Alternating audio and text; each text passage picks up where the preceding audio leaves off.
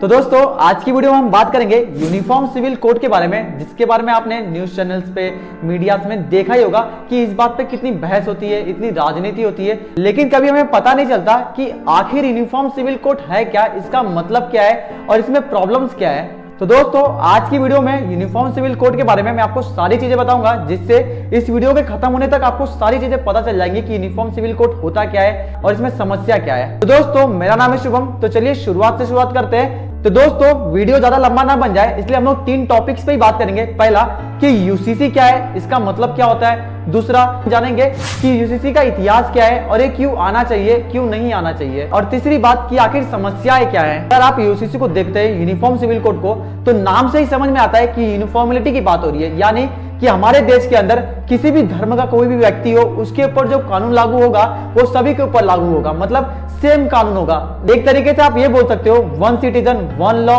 One nation.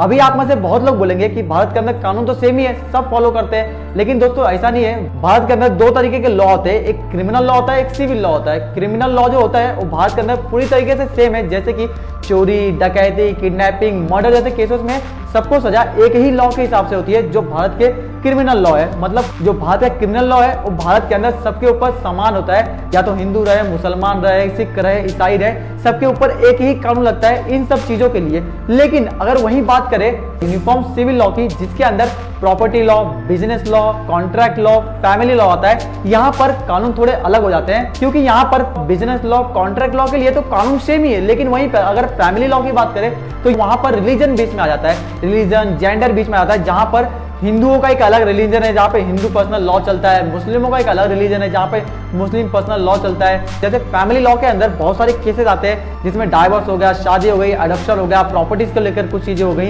ये सारी चीजें फैमिली लॉ के अंदर आती है। और जितनी भी समस्या है यूनिफॉर्म सिविल कोड को लेकर, ये फैमिली लॉ के अंदर ही है, क्योंकि जब रिलीजन बीच में आएगा तो सबके धार्मिक ग्रंथ भी बीच में आएंगे, लोगों की अलग अलग मान्यताएं होती हैं, उस हिसाब से वो अपने धर्म के अंदर शादी विवाह करते हैं, सारी चीजें होती हैं। लेकिन यूनिफॉर्म सिविल कोड अगर आ जाएगा तो वो एक तरह से सारे धर्म के लोगों को, हिंदू, मुसलमान, सिख, ईसाई, सबको एक ही लॉ को फॉलो करना पड़ेगा। और मैं बात करूं यूनिफॉर्म सिविल कोड को लेकर, तो भारत के अंदर गोवा एकमात्र ऐसा देश है जहां पर यूनिफॉर्म सिविल कोड लागू है। तो दोस्तों अभी तक आप समझ गए होंगे कि क्रिमिनल लॉ क्या है और सिविल लॉ क्या है। और यूनिफॉर्म सिविल कोड के अंदर बहुत सारी चीजें हैं, लेकिन जो फैमिली वाला मुद्दा है यही मेन मुद्दा है, जिसकी वजह से इस कानून को लाने को लेकर बहुत सारे विवाद हो रहे हैं। तो दोस्तों अब जानते हैं कि यूसीसी का इतिहास क्या है और किसने इसको बनाया था। तो दोस्तों हमारा देश 1947 में आजाद हो गया था। आजादी के बाद डॉक्टर अंबेडकर जी और नेहरू जी की इच्छा थी कि भारत के अंदर यूनिफॉर्म सिविल कोड आए, लेकिन उस समय जो हमारे देश का पार्टीशन हुआ था, हमारा देश आजाद हुआ, विभाजन भी जो हुआ वो रिलीजन बेस पे हुआ था, जिसकी वजह से देश के अंदर यूनिफॉर्म सिविल कोड लाना उस समय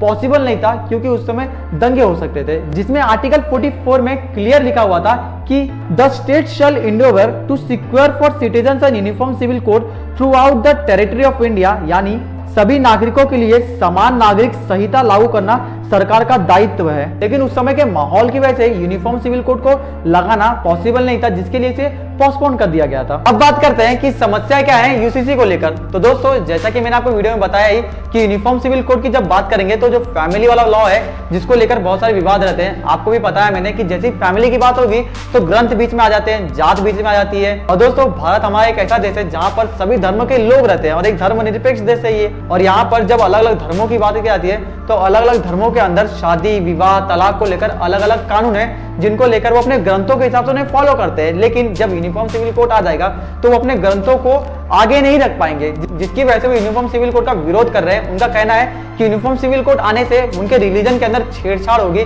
और उनके धर्म के साथ खिलवाड़ किया जाएगा। इस बात को लेकर ऑल इंडिया मुस्लिम बोर्ड के मुस्लिम लीडर्स ने खुलकर विरोध किया है। ये एक अलग बात है कि किसके धर्म के अंदर क्या बातें लिखी हुई हैं, वो कितनी सही है, कितनी गलत है, हम उसको लेकर नहीं बैठेंगे। हमारा वीडियो किसी भी धर्म को लेकर टिप्पणी करना नहीं है कि उसके धर्म के अंदर ये लिखा हुआ है, बस हम कुछ फैक्ट्स की बात करेंगे। महिलाओं के सम्मान को लेकर तो मुसलमानों जब भी हलाला, इद्दत और ट्रिपल तलाक की बात आती है तो बातों को छुपाया और दबाया, घुमाया जाता है, जबकि इसमें बदलाव होना चाहिए। सभी को पता है कि महिलाओं के साथ जो सम्मान नहीं दिया जाता है, वो यूनिफॉर्म सिविल कोड के आने की वजह से महिलाओं, बच्चों और फैमिली वालों को बहुत सारी चीजें मिल जाएंगी। और अगर मैं इन तीनों चीजों को समझाने बैठ जाऊं कि हलाला, इद्दत और ट्रिपल तलाक क्या था, तो ये वीडियो बहुत ही लंबी हो जाएगी। लेकिन अगर आज के टाइम पे आप ही सोचिए, अगर आप एक महिला हैं तो आपको कहां तक ये चीजें सही लगती हैं आप भी समय के हिसाब से चल रहे हो। हमारा देश एक है तो कानून भी एक ही होना चाहिए। तो दोस्तों बात सीधी सी है कि जब यूनिफॉर्म सिविल कोड आएगा तो फैमिली लॉ जितने भी होंगे वो सारे एक हो जाएंगे। यानी आप इसे बस ऐसे समझिए जैसे कि क्रिमिनल लॉ होता है वैसे ही यूनिफॉर्म सिविल लॉ होगा, जो कानूनी तरीके से